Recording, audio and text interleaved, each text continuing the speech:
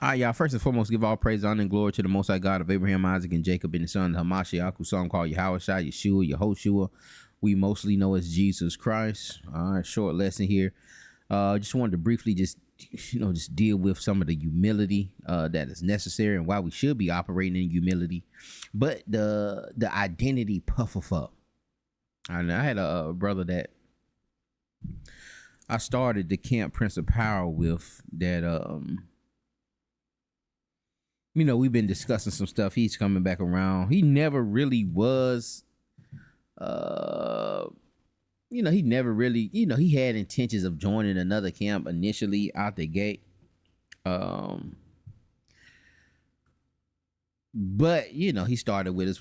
Enrolled with us the first couple months of us going out teaching and so forth. But years later, many years later, he's back around, and we're chopping it up, dealing with some of that One West history, and he's been in many camps. We've done unity camps with many other camps, but developing some of that One West history, but also he's developing a curriculum, like a tool to teach us how to learn outside of you watching camp videos and writing verses down, but how to when you're by yourself, to study, to build lessons, to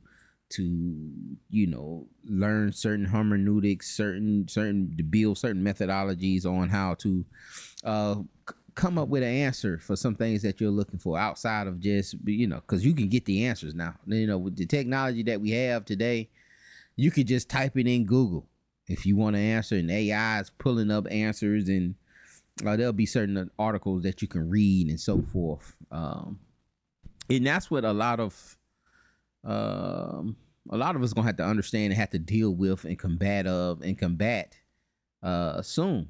Some of these doctrines they're not gonna hold up because there's so many different tools out here.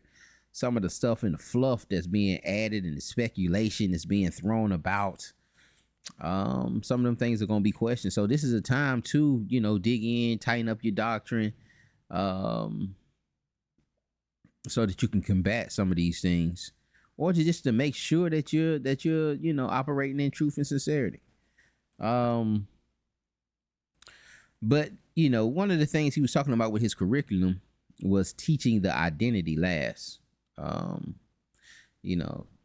Teaching some foundational principles, like wisdom and love and humility and all this, teaching these foundational principles, but then teaching the identity last, because knowing that the identity puff up. But when you really understand the purpose of Israel, and you understand Israel's history, you really understand it, because we always just look at how the Most High feels about us, the love that he has for us, how he chose us, and his love, and we're the apple of his eye, and he gave us the law and nobody else, and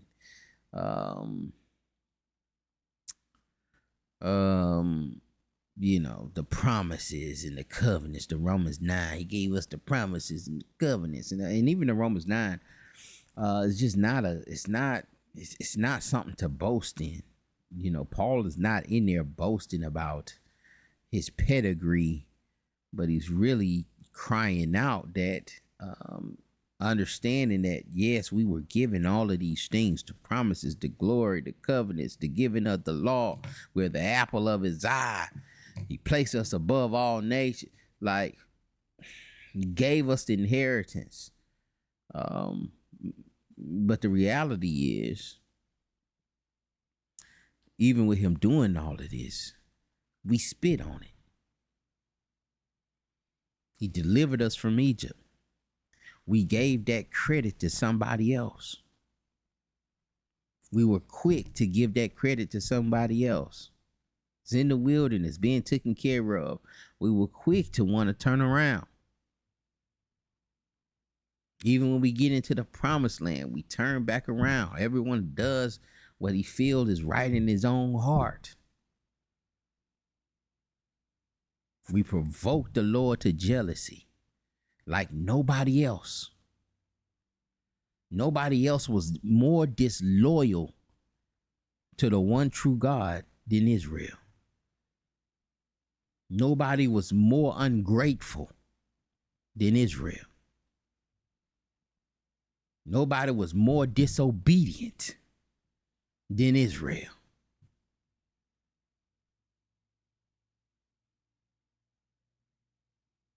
We counted those things as dung. And so Paul, he's going over these things in Romans 9, not, man, we was given all of these things, but man, I wish I could be severed from Christ in order to save them because of their unbelief. And even when we look at the Deuteronomy 28 and the blessings and the curses, man, why we curse, man? It's like we never did anything to be blessed. We never really did anything to be blessed. We repent for a little second, and even in the, you was in Egypt 400 years and I'm gonna get you up out of there. You got us out of there 400 years. Babylon, y'all gonna be there 70 years and then get you up out of there. And he was out of there 70 years. But it wasn't like our hearts had been healed and our hearts were fully towards and perfected towards the Most High. And that, that his word was written on our hearts and that we were really trying to do what he was saying. No, we always went back to the foolishness. This is why he likened us in the book of Hosea to Gomer, a prostitute, a slut. No one hurt the Most High more than us. And so we get puffed up and we meditate on Deuteronomy 7:6, but the rest of the are we reading the text? Are you seeing that you did nothing that the Lord told you to do? You don't see that you deserve that lake. You deserve it more than anybody. Because he gave you all of these things and you counted it as dung. You counted it as nothing. How are you puffed up talking about what you gonna get and what you deserve? When there were stipulations on the Deuteronomy 20. If you do these things, if you're obedient to my word, these will be and you've never been obedient. And yet and still, he still, in the midst of your sin, sent his son, his only begotten, down here that died for, and you spit on him.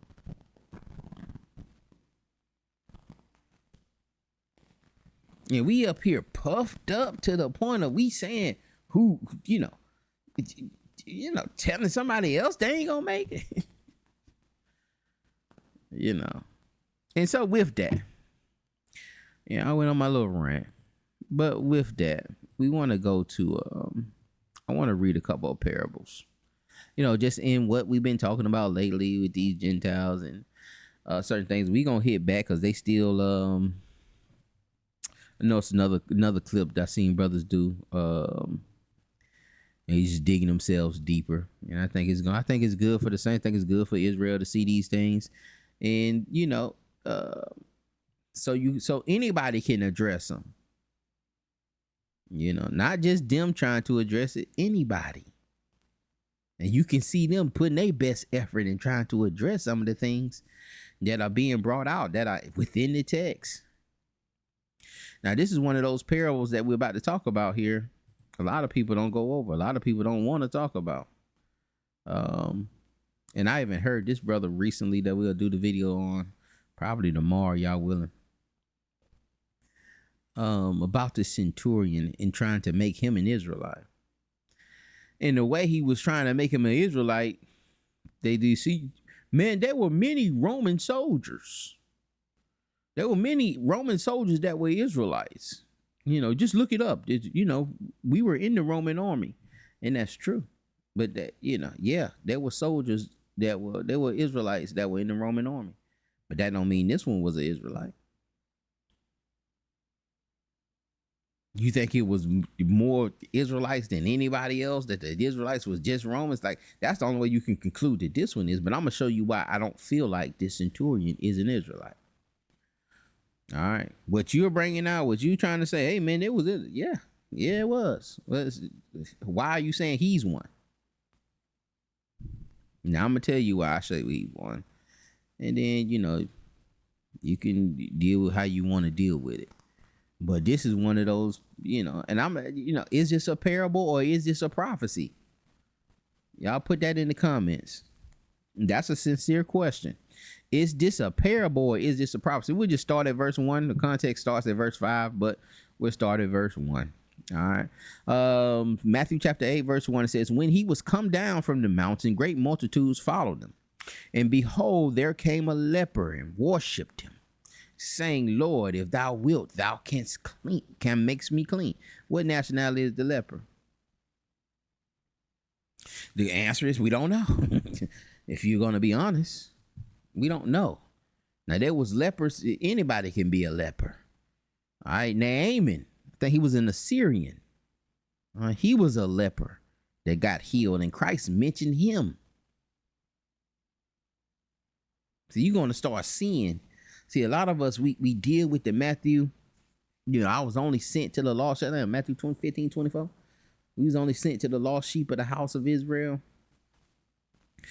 And we stop at that part of the story, just that little chapter there. But if you see certain pieces as Christ is going through his ministry and being rejected by us, that he takes little slick jabs.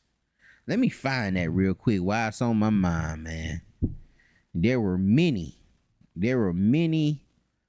lepers in Nazareth, but he only healed Naaman.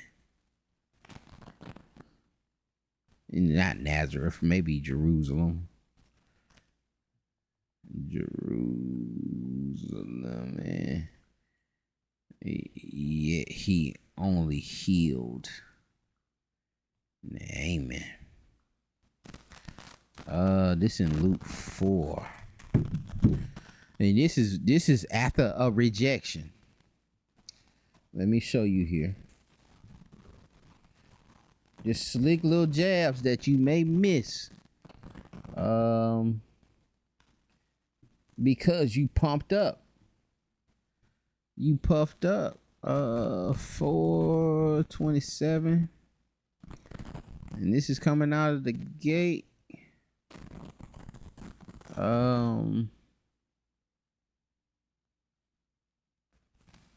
Matter of fact, and we be reading this, but we'll start at 16. All right. And he came to Nazareth, Luke chapter 4, verse 16. He says, and he came to Nazareth where he had been brought up. And as his custom was, he went to the synagogue on the Sabbath day and stood up to read. See, as his custom was, this ain't according to the law. All right. It's a synagogue in Nazareth. Synagogues ain't Torah. Right? The priest's lips must keep knowledge. You seek the law out of their mouth. The priests were your teachers. All right, but we had developed a custom of having synagogues and going to the synagogue on the Sabbath day. And people reading texts. Also, you can do some research on, certain families had certain, some people say, scholars say that families had certain passages that they will memorize. And this was their passage. They had, this was their, certain times of the year, Torah portion. They had that portion memorized so that, if all the Torahs got burned up, you could bring the families together and that stuff could still be, you could still put the Torah back together. Or from the oral traditions that families had memorized. And so if, we don't know if that's really the case that happened here, but it would, if it was, it'll put a little more strength on it. Like, that prophecy was his family's portion. But anyway, verse 17, and there was delivered unto him the book of the prophet Isaiah. And when he had opened the book, he found a place where it was written, The Spirit of the Lord is upon me, because he have anointed me to preach the gospel to the poor. He have sent me to heal the brokenhearted, to preach deliverance to the captives, and recovering of sight to the blind, and to set at liberty them that are bruised, to preach the acceptable year of the Lord. And he closed the book, and he gave it again to the minister, and sat down. And the eyes of all of them that were in the synagogue were fastened on him. And he began to say unto them, this day this scripture fulfilled in your ears. This day is this scripture fulfilled in your ears. Shalakia. And all bear him witness, and wonder at the gracious words which proceeded out of his mouth. And they said, is not this Joseph's son? What you mean this been fulfilled this day? You just Joseph, boy. And he said unto them, you will surely say unto me this proverb, physician, heal thyself. Whatsoever we have heard done in Capernaum, do also here in thy country. And he said, verily I say unto you, no prophet is accepted in his own country. But I tell you a truth. All right. So he said, y'all say, hey man, heal yourself. Let me see you heal yourself. Cut yourself real quick. Let me see if it'll heal automatically. Do some of those works that you did over there in Capernaum. We heard what you was doing over there in Capernaum. You changed the water into wine. Let's see some of that stuff that you were doing over there. We've heard some of the miracles and things. Let me see. Because we know you just Joseph, but you're just a carpenter's son, man. And it's hard. That's why a lot of musicians they get famous elsewhere first. That's why a lot of people, when you come into this walk and you trying to give this stuff to your family like, man, what? I don't want to talk to you the Bible. Like, how you coming to me, trying to teach me? They don't believe you. That's why strangers are more acceptable to you being a teacher than the people around you that's been around you a minute. They may value your teachings more, or see more in you, or reverence you more than some of the people that's around you on your day to day, because they know that old you. They don't really know the new you. There's some that embrace the new you. Like I got close brothers that they reverence the new me. They know the old me though. They know the old me. But they don't address me as the old me. They don't talk to me like the old me. Our conversations changed. They have a certain reverence and respect for me. And I for them. You know what I'm saying? But a lot of times your close loved ones and those that's been around you for a minute, when you start changing, they don't really realize it. They don't really respect it. All right, it takes a while. You have to be diligent. You have to be consistent. And then they start believing like, no, he changed something. He different. And then they may come to you and start asking you questions biblically. Force you was trying to force feed them. They weren't trying to hear, but after a while, if they see that you diligent and they see you doing what you so, then they'll come. It's just like working out. A lot of people, you be like, man, you had them gym clothes on the first day. You come in around people, they're like, man, you been working out. Yeah, I just started working out. But then once they start seeing the results, once you done drop 60 pounds, then they're like, hey, you know what? What gym you go to? You want to, you ever thought about training? What's your diet? You think you can put me on the diet plan like you have? They build up a reverence for you. But it's the same thing with what's happening with Christ here. All right. No prophet is accepted in his own country, not respected there. But watch this. He said, but I tell you, and this is after rejection.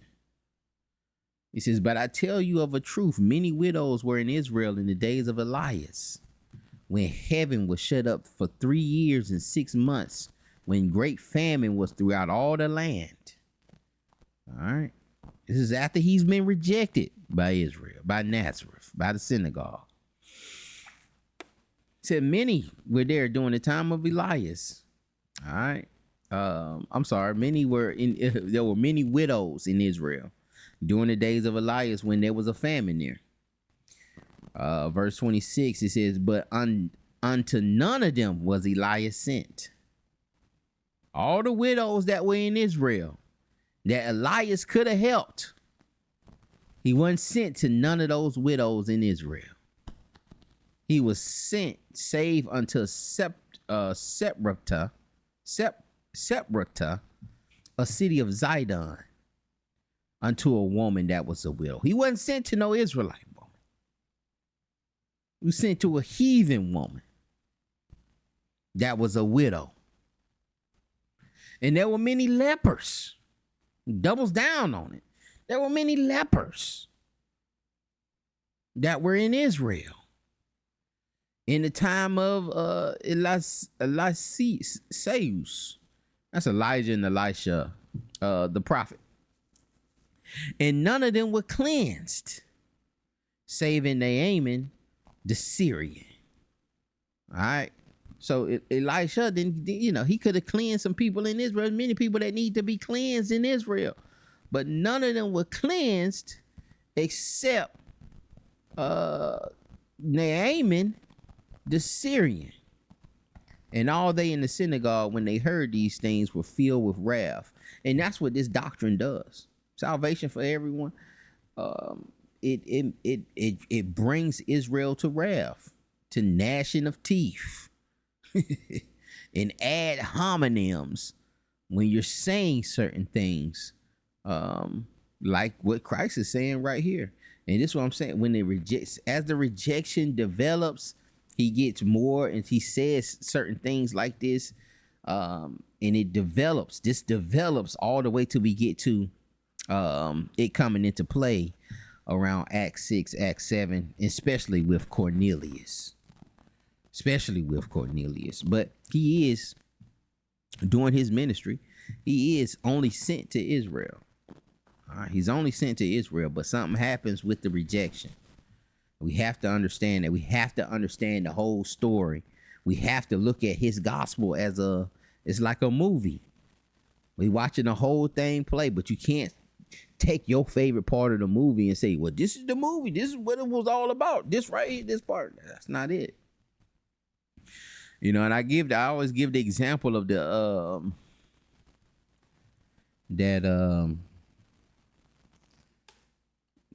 Marvel movie, man. What was that movie with Thanos in it? And Thanos, when he snapped his fingers, everybody he saved the universe, but he ended up killing half the people, throughout the universe. But he saved it because it didn't get overpopulated and all the resources didn't get. And for me, that was it. But they made another movie. And somehow, I didn't watch it though, because I didn't want to go through all of that. That's the part I liked in the movie where he snapped his finger, he won. I ain't want to watch no more.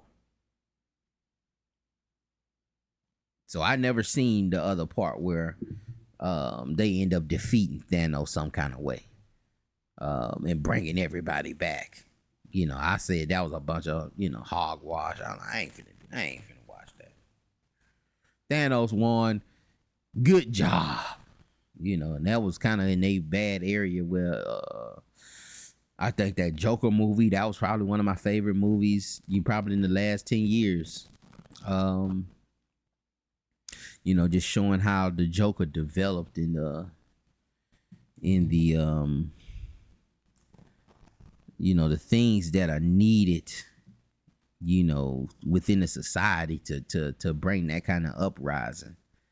I felt that was interesting for that kind of movie, but I really don't get into that comic book stuff. I really don't get into it. But that last Joker, I don't know about this new one out, but that last one was pretty good. But the Thanos, I watched that and I ended there. Thanos won. That was it for me. But anyway, I was saying that to say that, you know, you just can't pick and choose what part of the movie that you want. You know, the movie went on, Thanos is dead, the Marvel universe is continuing, whether I like it or not. All right, and whether you like it or not, whether you like it or not, you know,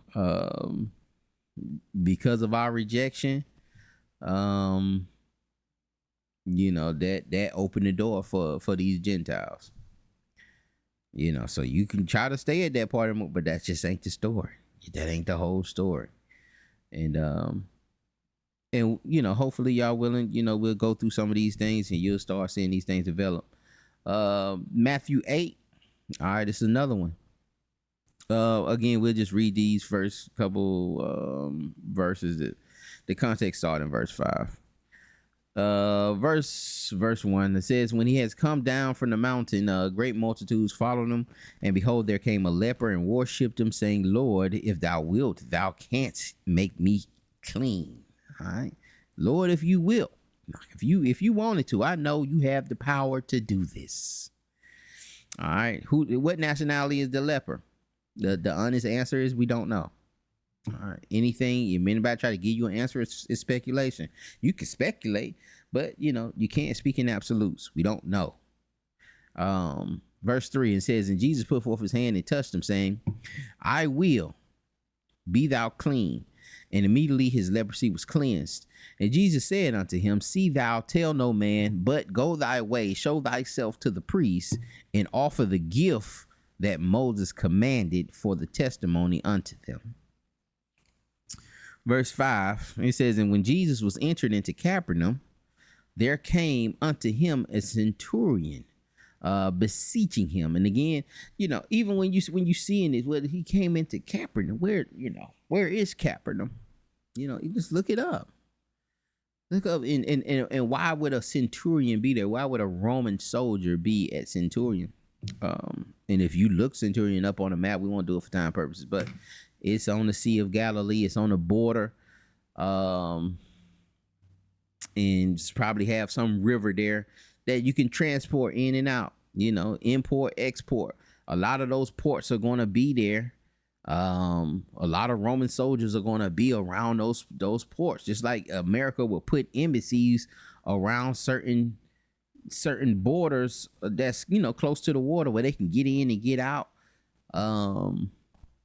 For trading and just, you know, for military purposes, for getting things, getting equipment in and out. Caesarea is also a port city. Like, well, Cornelius was from Caesarea. Caesarea was, you know, it was a city in Israel. Nah, it's Herod built that city. Caesarea was built by Herod to appease the Romans. It was a gift to the Romans, and he named it after Caesar. And it's also a port city that lays on the border, on the coastline, where things can come in and out, import, export, take prisoners to Rome. You can go back and forth to Rome from there.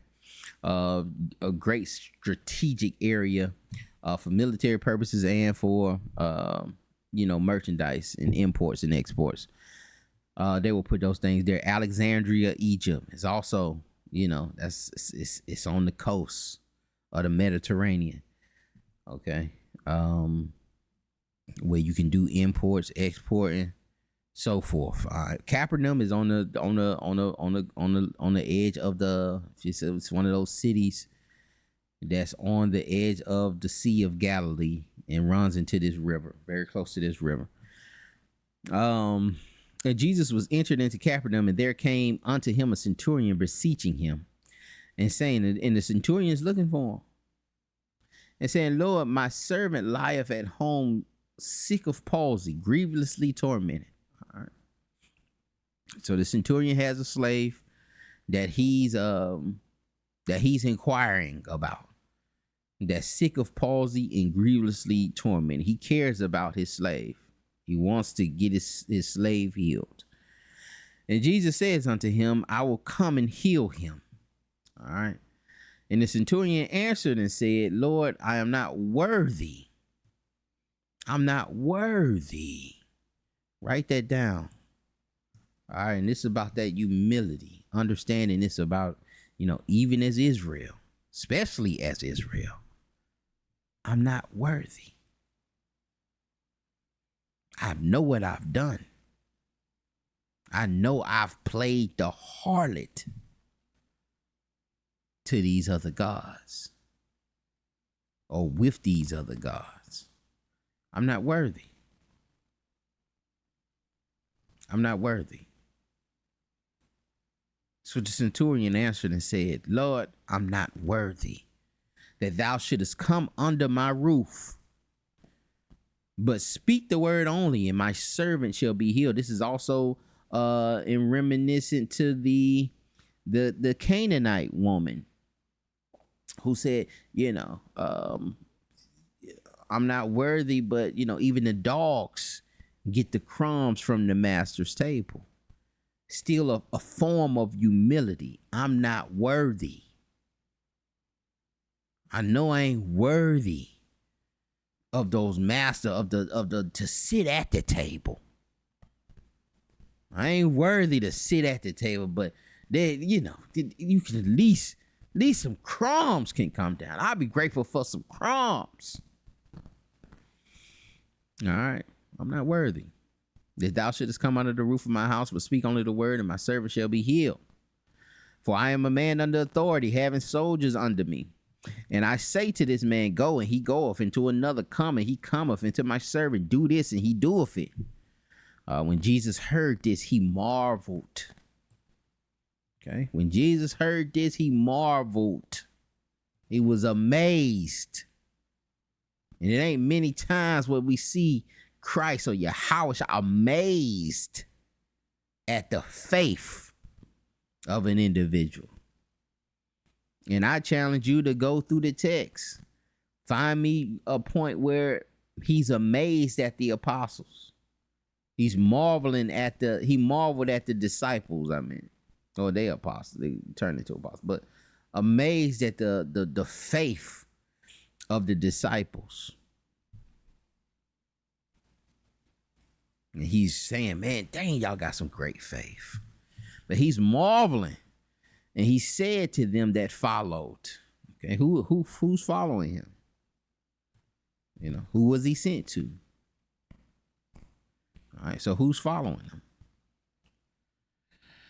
Verily I say unto you, I have not found so great faith, no, not in Israel. He turns to the people that's following him and says, I have not found this kind of faith in Israel. And this is why I conclude that the centurion is a Gentile, that he's not an Israelite, because of this statement.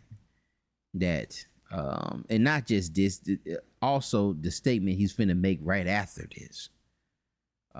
He says, I haven't seen this kind of faith, no, not in Israel. And then he says, and I say unto you that many shall come from the east and the west, and shall sit down with Abraham and Isaac and Jacob in the kingdom of heaven.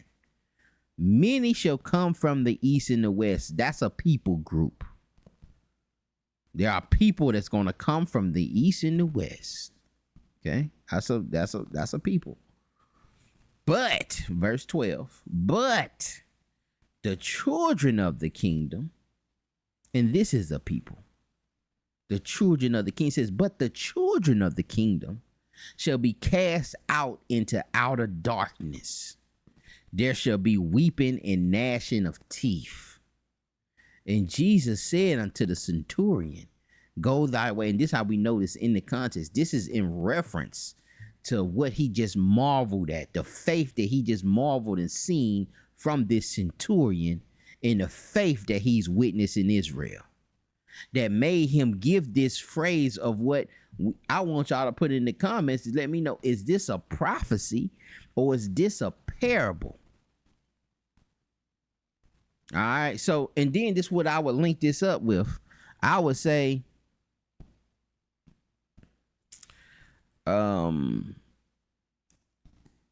the many shall come from the east and west and sit down with Abraham and Isaac and Jacob. This is the centurion. All right. The many people there are the people that are like the centurion. Whatever nationality he is. But he's not the children of the kingdom.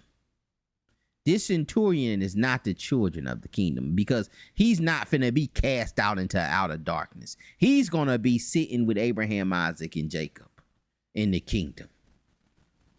He says, but the children of the kingdom, and who the children of the kingdom? For me, those will be Israelites who were given the promises